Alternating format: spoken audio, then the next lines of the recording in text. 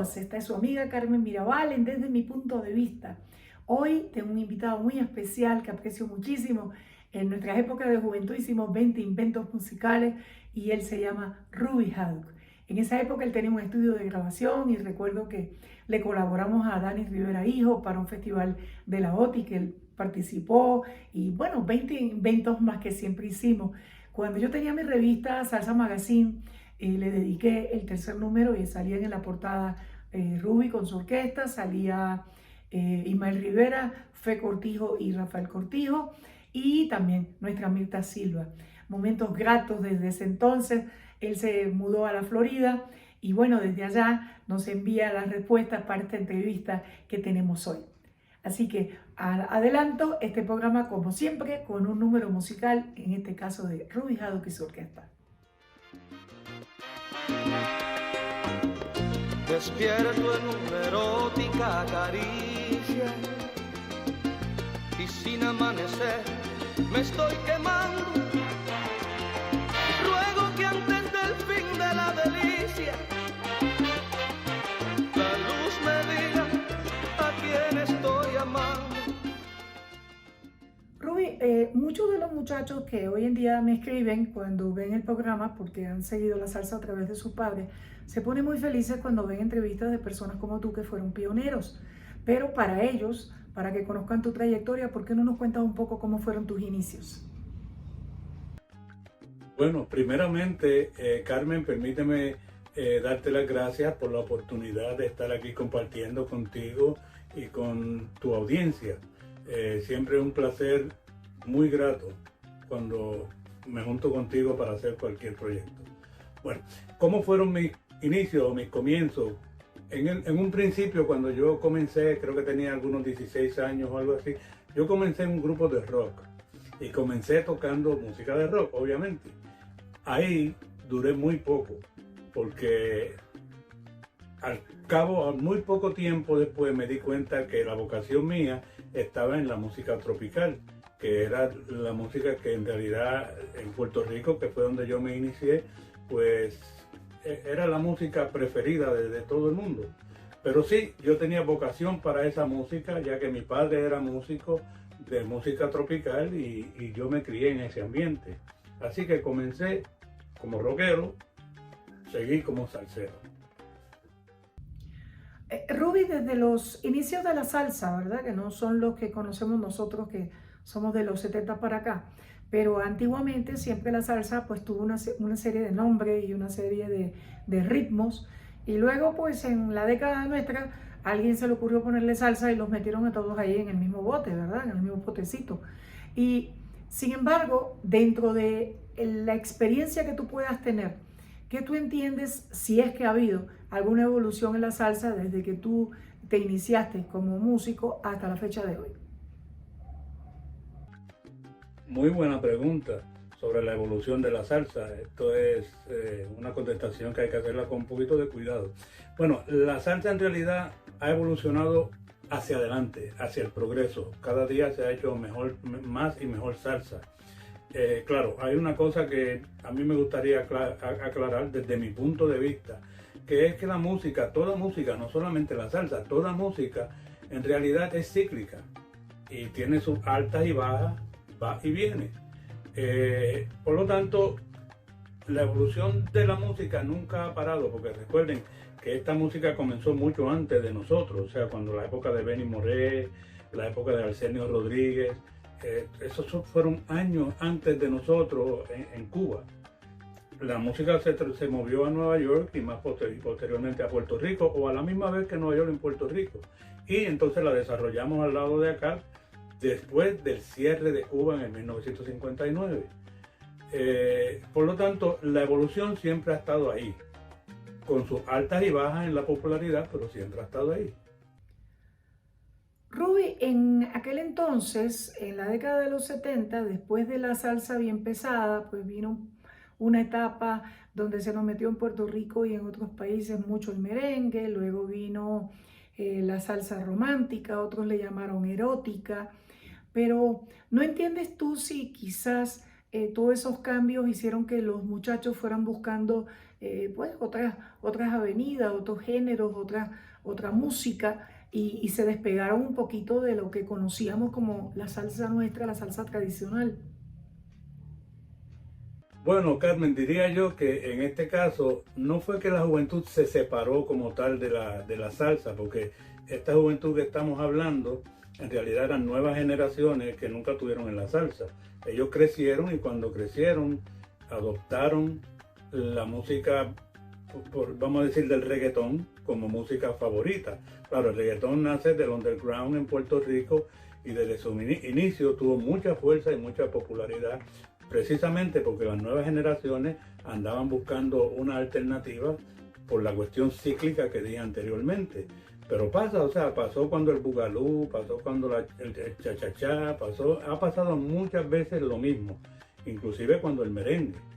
Por lo tanto, la música de reggaetón pues es muy buena música también, hay muchos intérpretes de mucho talento en ella también, y la juventud la adopta, pero en una condición cíclica que también va a pasar de moda y de momento va a volver. Sin embargo, vale la pena mencionar que no es que la salsa fue reemplazada, porque los salseros que son salseros siempre han estado en la salsa y todavía están en la salsa, y la salsa siguió produciendo muchas cosas, muchos proyectos buenos, buenísimos.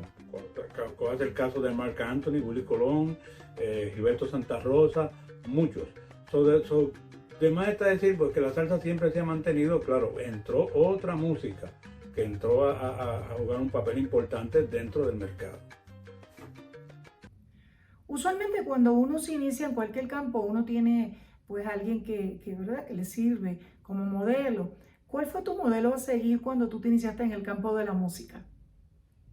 Bueno, cuando yo me inicié en esto de la música, había muchos ídolos en esa época. O sea, en el caso mío, yo fui influenciado por muchos músicos buenos. O sea, por ejemplo, obviamente cuando la época gloriosa de Willy Colón, maybe por eso es que toco el trombón a lo mejor. Entonces, pero además de eso eran mis ídolos, Tito Puente, Tito Rodríguez. Si voy a buscar un poquito más atrás, la música de Arsenio Rodríguez, porque si ustedes, las que conocen mi música, pues saben que al principio yo comencé grabando mucho son montuno y música cubana. Pues yo era muy fanático de esos artistas, de Arsenio Rodríguez y otros tantos que venían de un poquito del pasado. Realmente, pues, en mis inicios, estos músicos influenciaron en mí. Yo diría que el más influenciable en mi carrera fue Willy Colón, porque era el que estaba de moda en ese momento, con Héctor Lavoe. Siempre que uno se inicia en el campo de la música, la gente se queja de que les es muy difícil llegar a una disquera, conseguir un buen productor, conseguir buenas canciones, todo ese tipo de cosas. Pero siempre aparece una mano amiga. ¿Quién fue la mano amiga que te ayudó a ti en tus comienzos? Bueno, ¿quién me ayudó en mi carrera? Hubo muchas personas que me ayudaron en mi carrera, que si yo los fuera a nombrar a todos, necesitaríamos varios programas para hacerlo.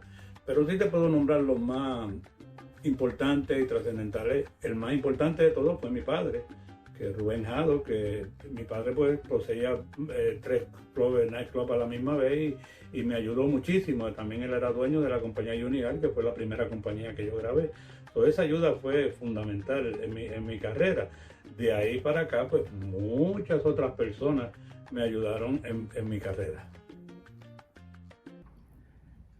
Rubén, hubo un tiempo que como te fuiste del país y no se escuchaban cosas tuyas en Puerto Rico, mucha gente pensó que te habías retirado. ¿Realmente te retiraste de la música?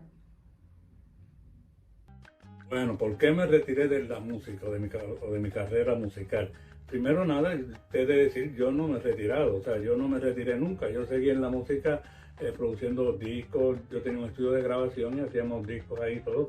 Más tarde, por otros negocios y otros compromisos que yo tenía, pues sí, me retiré de tocar en los bailes y esas cosas porque me confligía mucho. Pero el que nace para músico es músico toda la vida, o sea, en realidad los músicos son una de las únicas carreras que llegan como el señor Willy Rosario, que va a cumplir en estos días 100 años y todavía está en la música, el señor Rafael Itiel. Esto es una vocación que es para siempre, es de por vida. Ruby, usualmente cuando uno pues le ha ido bien dentro de su carrera, a uno le gusta que, ¿verdad?, que los hijos estén en lo mismo que está uno. Hay otros que no les gusta. Yo particularmente cuando mi hija decidió entrar en el campo de la comunicación, pues al principio no quise mucho porque yo la pasé muy difícil en mi condición de mujer y de persona joven, pero hoy son otros tiempos. ¿A ti te gustaría que algunos de tus hijos, bueno, en el tiempo que nos dejamos de ver, no sé si ya son artistas, pero te gustaría que alguno de tus hijos siguiera tus pasos? Bueno, que si me gustaría que mis hijos fueran músicos. Bueno, te he de decir que es un poco tarde porque de mis 3 hijos, ya 2 son músicos, que es Randy y Junito. Randy es un cantautor y toca guitarra y compone canciones y canta. Y Junito, que es Ruby Haddock Jr., toca la conga y canta también. Ellos ya son músicos. Bueno, yo te dejé de ver más o menos como en la tercera, cuarta, quizás quinta producción. A partir del tiempo que nos perdimos el uno del otro, ¿cuántas producciones ya tienes en el mundo de la música? Bueno, producciones musicales grabadas, como decir álbumes, tengo unos 17 ya grabados. Todos están en el mercado, anyway. Desde que iniciamos, desde mi punto de vista, siempre hemos tratado de colaborarle a todos esos jóvenes que nos siguen de cómo iniciarse en el campo musical. Y siempre le pregunto a todos nuestros invitados, si mañana se te acerca un muchacho y te dice, oye Haddock, ¿cómo te fue a ti? ¿Cómo le hiciste? ¿Cómo me puedes aconsejar para yo ingresar al mundo de la música ¿verdad?, y perdurar todos los años como lo has hecho tú? ¿Qué tú le pudieras decir? Bueno, cuando se me acercan jóvenes a pedirme opiniones o a pedirme consejería o algo así, yo siempre digo que la música es un arte. Vamos a empezar por ahí. Muchas veces la gente la ve como un negocio, pero el fundamento de todo esto es que es un arte. ¿Y qué es lo más importante? Lo más importante es que se preparen, que estudien, que lo que ellos quieran hacer lo hagan, pero lo hagan con el conocimiento y el estudio que requiere. A veces uno, pues por la pasión y la cuestión, se tira a tocar sin realmente estar preparado para lo que quiere hacer. Pero hoy día, con tantas facilidades que hay de estudio, es muy fácil estudiar. Lo importante primero es prepararse. Y después que tú estás preparado, entonces tú procedes a ejecutar en la música. Es como cualquier otra cosa, como el boxeo. El boxeador no va a pelear sin haberse entrenado. Se tiene que entrenar primero y después va a la pelea. Pues así mismo es la música. La música hay que entrenarse y hay que mantenerse entrenando todo el tiempo. Así que sigan para adelante, pero que se preparen. Bueno, Ruby, he visto que vienes para acá, para Colombia, y que estás otra vez bien activo. Así que te cabe la pregunta, ¿qué planes tienes para continuar dentro de tu carrera? Bueno, planes en mi carrera. Cabe mencionar que yo estaba retirado, obviamente retirado no de la música, porque la música vive en mi corazón, sino retirado de tocar actividades, de tocar baile y esas cosas. Pero mi hijo Ruby Haddock Jr., pues lleva un tiempo tratando de que yo hiciera algo, así que decidí complacerlo y lo hicimos. Entonces, gracias al señor Edgar Berrío de Medellín, vamos a hacer el concierto que se llama Las Leyendas Vivas de la Salsa, que será el 20 de abril en la ciudad de Medellín, en Colombia. Así que es como que he vuelto a la carga, pero para algunos conciertos. Amigos, qué lástima, se nos pasó el tiempo volando en esta entrevista tan maravillosa que hemos tenido con el amigo Ruby Haddock. Bueno, pues le voy a dejar con una pieza musical de Ruby Haddock y su orquesta y será hasta una próxima ocasión en Desde Mi Punto de Vista.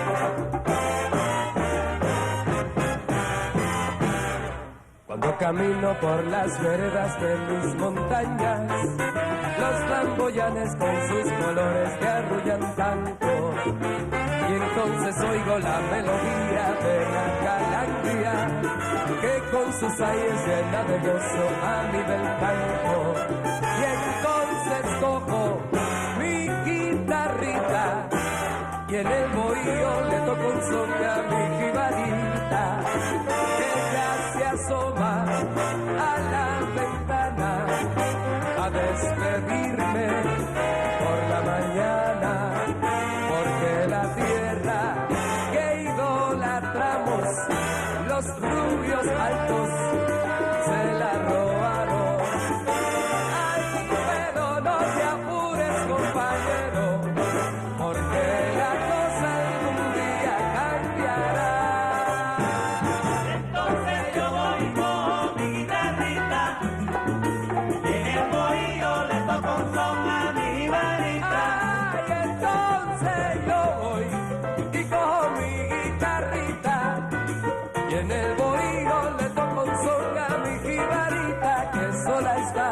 Entonces yo voy con mi guitarrita y en el bohío le toco un son a mi jibarita. Y qué lindos son los flamboyanes de mi tierrita, y qué linda es mi jibarita.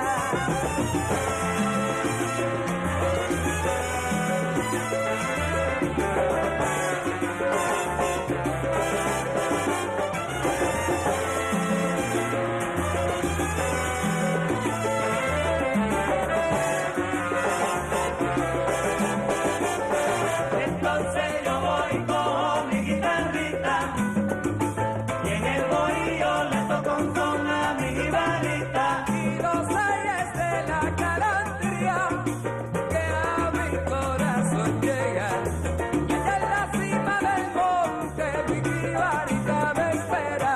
Entonces yo voy con mi guitarrita y en el bohío le toco un son